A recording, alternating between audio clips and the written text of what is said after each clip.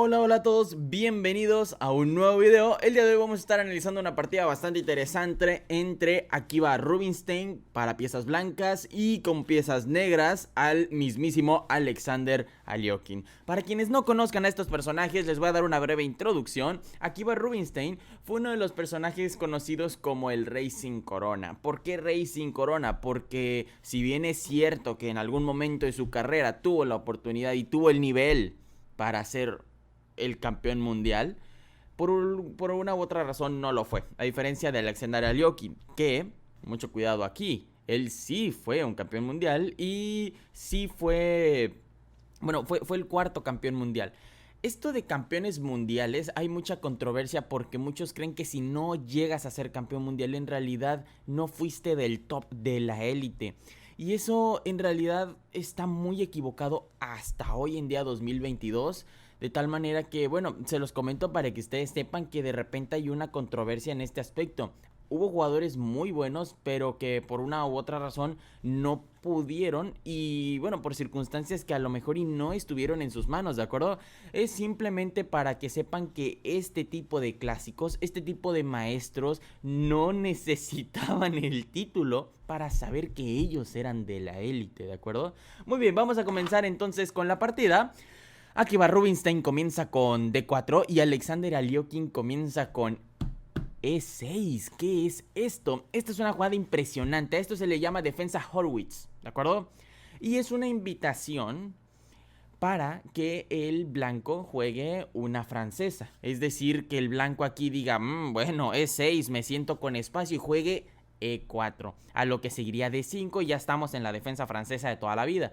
Y aquí, bueno, el blanco debe decidir si juega, por ejemplo, E5, que se le conoce como la defensa francesa variante del avance. Puede también jugar, por ejemplo, E por D5, que se le conoce como la variante del intercambio. Aunque esto no es lo más jugado, es lo más famoso, pero lo más jugado a nivel... no a nivel magistral, sino a nivel ajedrez de torneo, es sobre todo este caballo C3 que se le conoce como la variante Paulsen, ¿de acuerdo? También hay un gambito dentro de la variante de la defensa francesa que es con caballo F3 que se le conoce como el gambito Perseus, ¿de acuerdo? Se los comento para que sepan que este tipo de aperturas son bastante no tricky, pero sí tienen bastante jugo en el sentido de que, por ejemplo, muchos creen que si el blanco empieza con D4 ya no se puede jugar la francesa. ¿Es eso cierto? No, claro que no. Con la defensa Horwitz podemos transponer a una defensa francesa sin ningún problema. Nótese que es como si el blanco hubiese jugado E4, E6, D4 y D5. O sea, se alteró el orden. Pero el orden aquí no importa porque estamos en la jugada número 2. Si muchos les dicen, es que, oiga, en el ajedrez el orden importa, sí, claro que sí. Pero estamos en la jugada 2, aquí no importa tanto. Importa tanto después de la jugada 3, de la jugada 4, después de la 5. Pero en dos jugadas, vamos, es prácticamente lo mismo. Pero bueno, esto no fue lo que se jugó en la partida. Yo quise comentarles esto porque de verdad que es bastante interesante y les puede servir como herramienta. Porque ¿qué pasa si ustedes van contra un oponente que saben que no sabe jugar bien la francesa y ustedes son maestros de la francesa? Entonces ustedes pueden transponer a una defensa francesa sin mayor complejidad. Y bueno, ustedes saben que esta no es la idea. La idea es hacer el juego más interesante. Pero por ejemplo, si es un juego de campeonato, si es un IRT, si es un torneo, ustedes van a querer ganar dicha partida, ¿no? Me imagino. Bueno, tras D4, E6, C4 y aquí hay otras ideas de jugar también B6, que se le conoce como la defensa inglesa, que es básicamente B6 y luego E6, y a partir de ahí desarrollar el juego con esta estructura de peones. Pero bueno, ya volviendo a la partida y sin desviarnos, repito, hago este gran paréntesis para que sepan que en el ajedrez no solamente existe esta ideología de que si me juegan C4 entonces juego caballo F6 y ya, y una defensa india del este de toda la vida, ¿de acuerdo? O por ejemplo, si me juegan caballo C3 y yo aquí juego D4, entonces es un gambito de dama declinado, la defensa normal. vamos, es lo más usual, pero si de verdad quieren mejorar, tienen que ampliar el abanico de aperturas y el abanico de defensa. Y el primer paso para ampliar este abanico es viéndolo y saber cómo se llama, ¿de acuerdo? Pero bueno, en la partida no se jugó D5, sino que se jugó alfil B4. Alfil B4, a partir de este momento nosotros le vamos a conocer como la defensa nimzo-india. Profe, ¿hay alguna manera de evitar entrar en la variante de la defensa nimzo-india? Claro que sí. En vez de jugar caballo C3, pueden ustedes jugar caballo F3, que se le conoce precisamente como la anti-nimzo-india. ¿Por qué? Porque si caballo C3 y alfil B4, el objetivo de la nimzo-india es clavar al caballo de C3 y, ¿por qué no?, terminar intercambiándolo en cuanto realicen la jugada A3 o en cuanto sea momento, ¿de acuerdo? Entonces esas son las ideas del negro principales con la nimzo-india. ¿Cómo le hacemos para evitarla? Pues no jugar caballo C3, jugar caballo F3 y nótese por favor que un alfil B4 no tendría mucho sentido en la nimzo-india, ¿de acuerdo? Que ojo, esto sí tiene nombre, se le llama defensa bogo, pero no sería una nimzo-india, ¿de acuerdo? Muy bien. Entonces caballo C3, caballo alfil B4, E3, bastante importante. Esto se le conoce como la línea normal, ¿sí? Ojo, no confundan la línea normal con la línea clásica. He visto que muchos se confunden en esta terminología. Con E3 se le llama defensa nimzo-india variante normal, pero con dama C2 se llama defensa nimzo-india variante clásica, ¿de acuerdo? Hay una gran diferencia. Muy bien, pero aquí en esta partida se jugó la variante normal con E3, a lo que sigue B6. Van a decir, wow, no, pues que casi que cada jugada le pones otro nombre, pero sí, esto es teoría. Esta partida se jugó en 1914 y quiero que lo entiendan bastante bien porque hoy, año 2022, seguimos utilizando esta misma teoría. Con B6 ahora se le llama defensa nimzo-india variante San Petersburgo. ¿Cómo? Sí, tal cual. Lo más difícil de aprender en realidad son los nombres. ¿Por qué? Porque con los movimientos se van diciendo solos si ustedes tienen un conocimiento básico de teoría y de historia del ajedrez, ¿de acuerdo? Tras alfil D3, alfil B7, bueno, la idea de la variante de San Petersburgo es lógicamente fianquetar el alfil negro de casillas blancas vía B7 y apuntar directamente hacia el enroque enemigo, hacia el futuro enroque enemigo. Entonces, alfil D3, alfil B7, F3. F3 con la idea, evidentemente, de quitarle criterio de movilidad y de no permitir fácilmente una... Bueno, pues eso, ¿no? Una gran mayoría de espacio por parte de este alfil de B7. Básicamente le están quitando la diagonal con un peón. Muy bien, ante esto siguió C5 A3, cuestionando al alfil nimzo-indio de B4.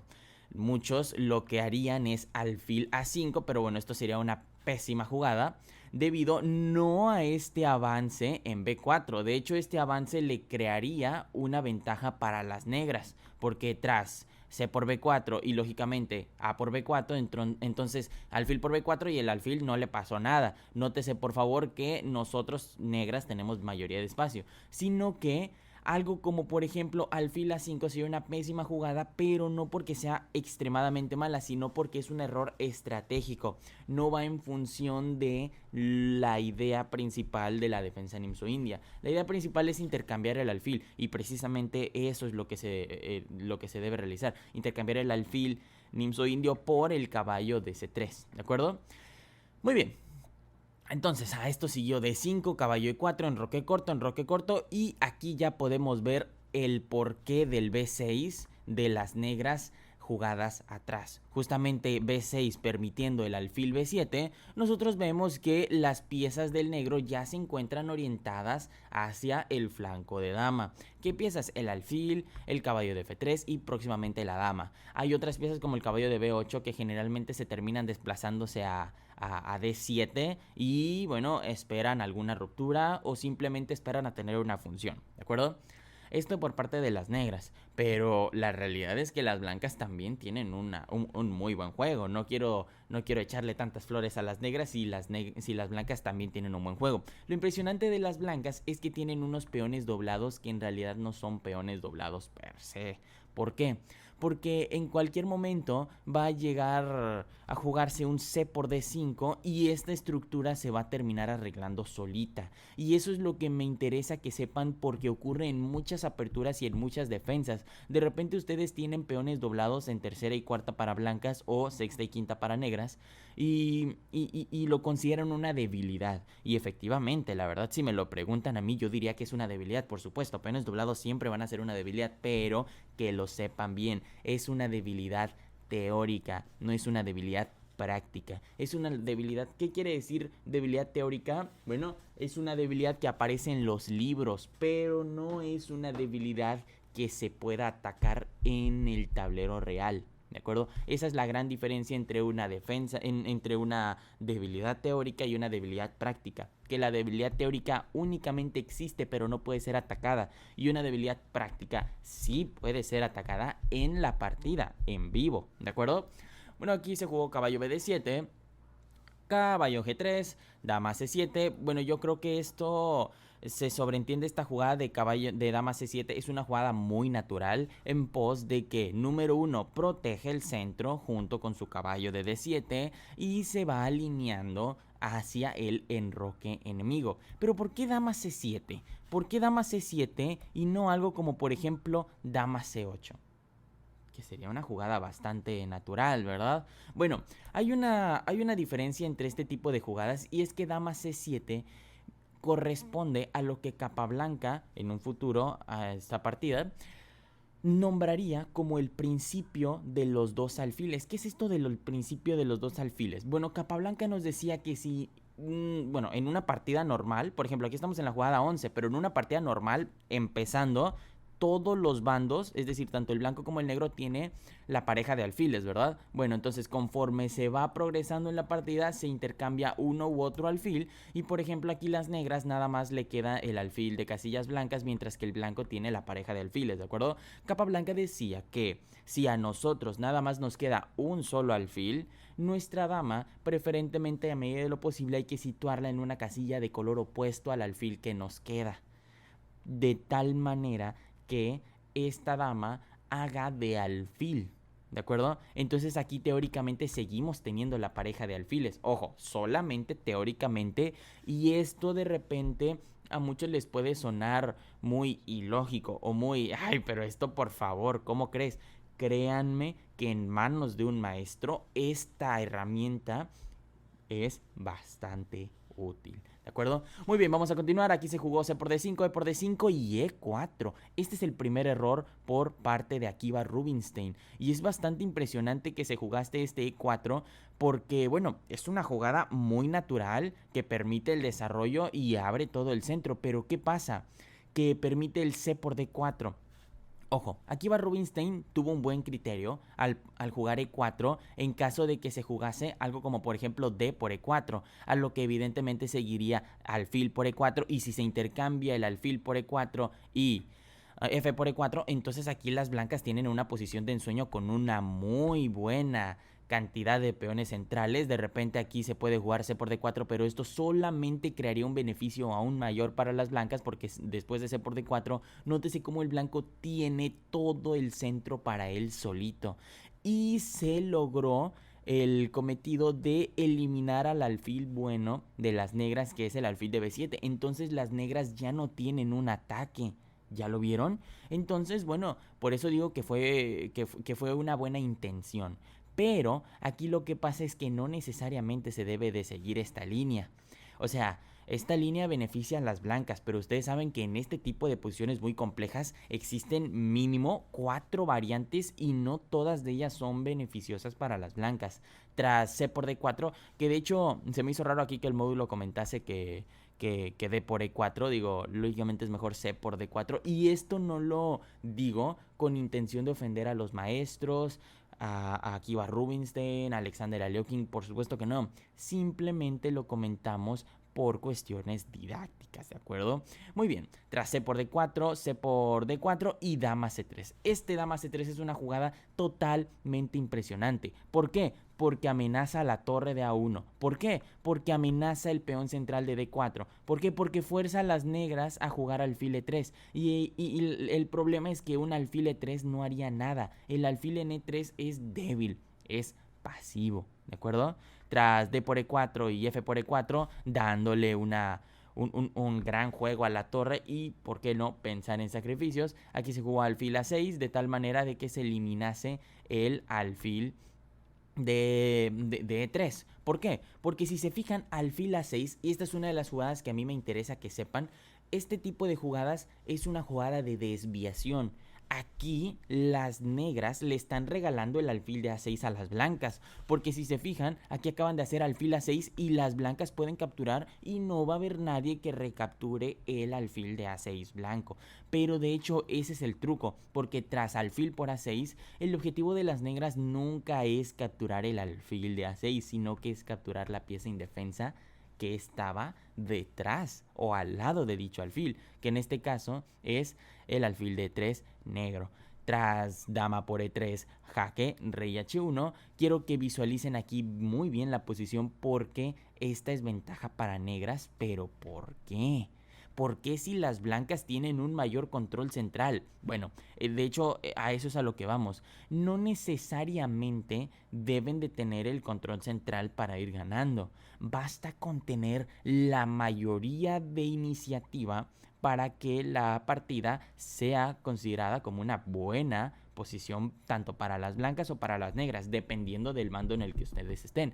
Por ejemplo, si bien es cierto que aquí las blancas tienen los peones centrales de E4 y de D4, sí, son envidiables, pero le toca jugar a las negras y las negras lógicamente van a capturar con caballo por E4, amenazándose caballo F2 y hay doblete con ganancia de torre. Me explico, ¿cómo que doblete con ganancia de torre? Aquí si hacen algo como H3, lógicamente va a venir caballo, o bueno, de hecho H3, aquí vendría caballo por G3, ¿verdad? Porque le estaríamos regalando el caballo y a la siguiente se captura la torre. Entonces vamos a hacer otra jugada.